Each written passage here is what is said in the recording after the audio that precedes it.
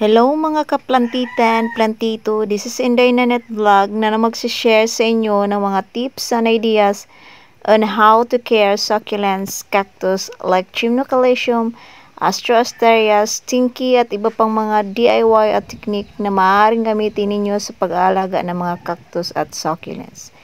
Sana suportahan ninyo ang aking vlog and don't forget to like, subscribe, and click the notification bell para ma-notify kayo sa mga bago kong upload na mga video. Mabuhay tayong lahat! Amping tayo kanunay!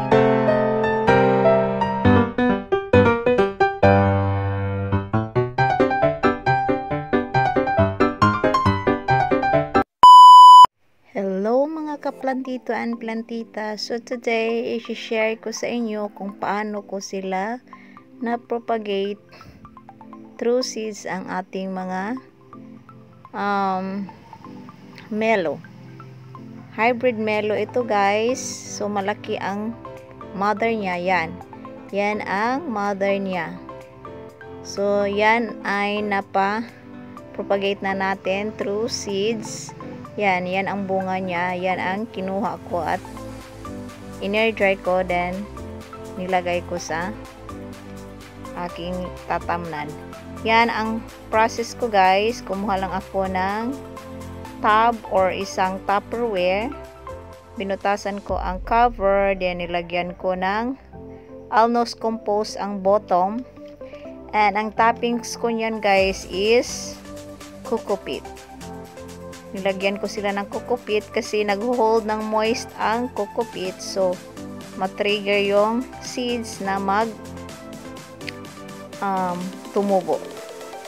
Ayan guys, yan lang ang ginagawa ko. Hindi ko nilagyan ng ibang mga mixing yung ang soil mix niya. Alnos compost lang at saka coco peat.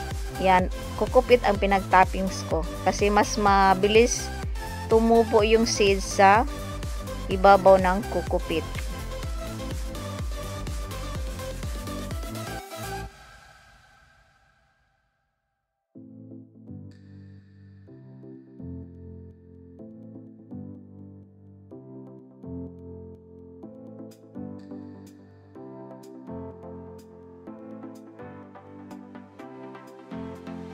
Ayan, ganyan lang guys. Yan lang ang ginagawa ko. Yan lang ang process ko sa pagpatubo ng mga seeds ng cactus. So, ayan na siya. Nalagyan ko na ng coco peat silang dalawa. So, idiniin ko lang ang ibabaw para ma-plain yung ibabaw na mapaglagyan na ito ng seeds. Ayan, coco peat yan guys. Galing sa Shopee yan. Ayan na sila. Sa Shopee ko lang ito na order ang coco peat at saka yung Alnos compost. So ayan na siya guys, ganyan lang. After that, inilagay ko na ang seeds. So ang seeds guys is nabili ko yan sa Shopee. Ang account na is account ni Ma'am Jaden Ancheta. Ayan. So nag-chat sa akin na mix seeds yan ang binigay niya sa akin. Merong mga Gymno, Cristata na inilagay niya dyan. Kasi doon ko din na bili yung nakamain ako sa kanyang live selling sa Facebook page. So meron din siyang Facebook page, Jaden Ancheta. So, pwede rin kayong maka-mine sa kanyang live selling. Pa-follow na lang guys and paabang-abang sa kanyang mga live selling na mga Gymnos at mga Cristatas, ang mga Astros, basta ang dami niyang mga paninda na halaman. Ayan na, nalagay ko na sila lahat. And then after that, in-spray ko sila ng tubig. Tubig ulan lang guys ang ginagamit kong pang spray. Ayan, spray mo lang lahat.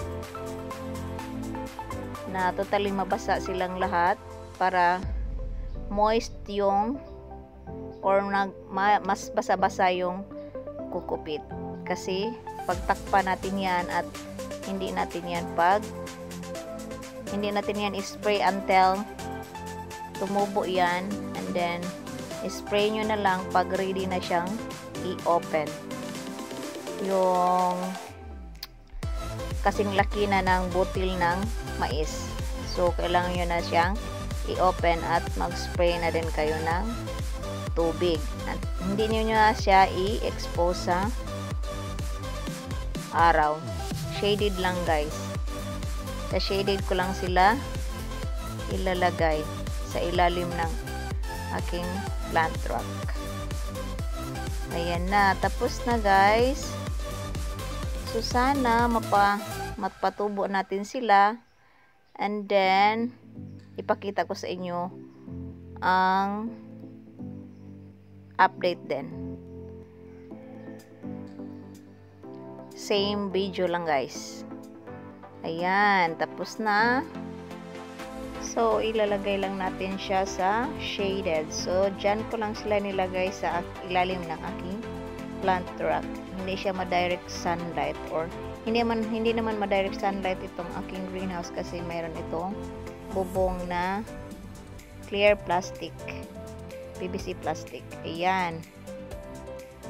At taon na itong na patubo ko ang yung sa melo ko, yung malaking melo. So una ko siyang na-propagate. So mga 1 week na ito. Ayan na guys, may tumubo na. Ayan, 1 week na yan. So may tumubo. So successful ang ating propagation. Ayan guys, oh. Pag January 3 yan natin na tanim, and then January 10 na ngayon. Ayan na ang, at ito din ang ating na-order sa Shopee ng mga seeds. Ayan, dalawang Tupperware yan guys.